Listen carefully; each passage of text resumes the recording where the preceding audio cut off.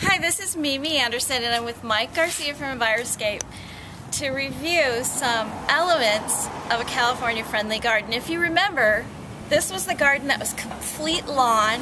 Let's take a look at the rest of the neighborhood. The revolution started.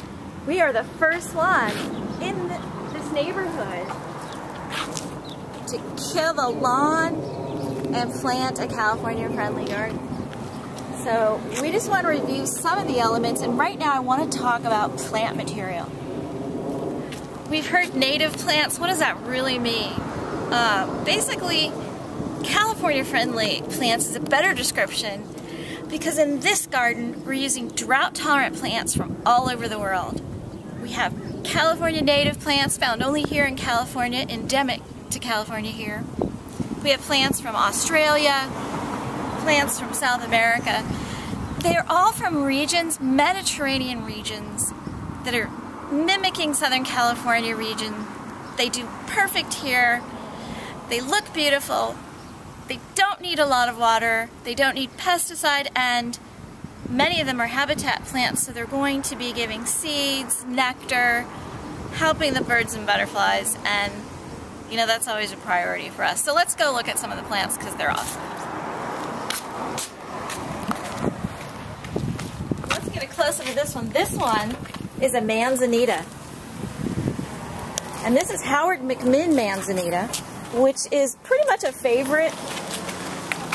Howard does well everywhere. A lot of people say they have trouble with their manzanitas or they're picky, but Howard McMinn is just a great medium size, takes pruning, takes garden conditions, which means if you give it a little bit of extra water by mistake, it's going to be okay. So Howard McMinn manzanita, Arctostaphylos, that's the botanical name. So Arctostaphylos Howard McMinn.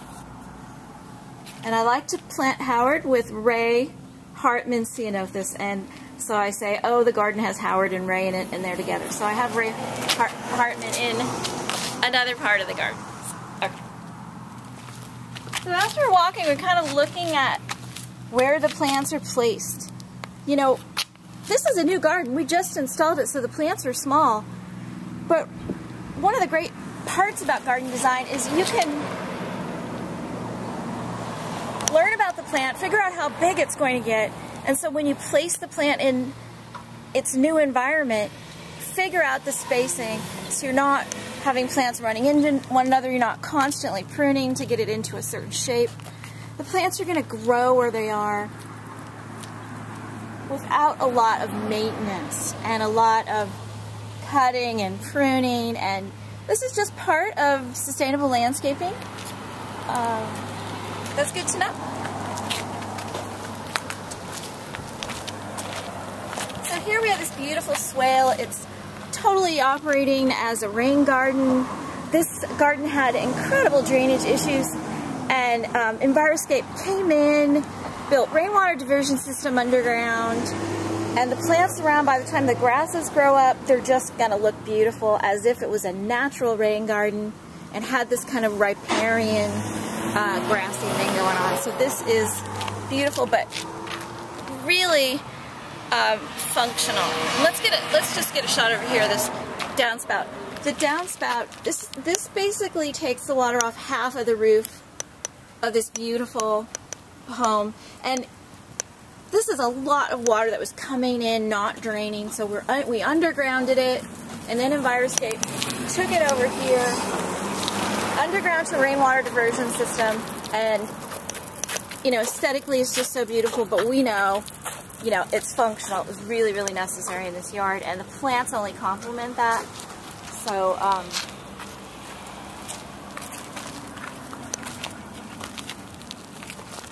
you know, this is an interesting situation where we have these shrubs, and this took out a huge, must have been 30-year-old hedge. It's kind of like a privacy hedge, probably about 5 feet.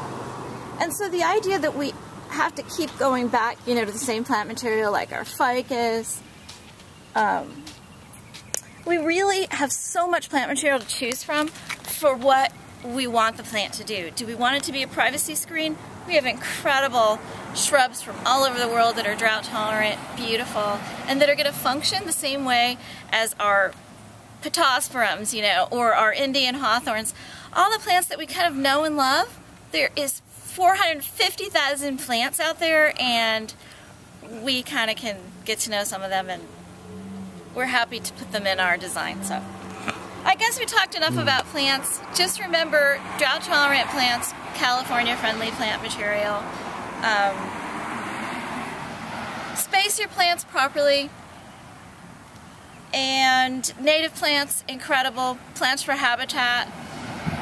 Okay, I think I said enough. Mimi Anderson, EnviroScape Garden Magic Company. Thanks for listening.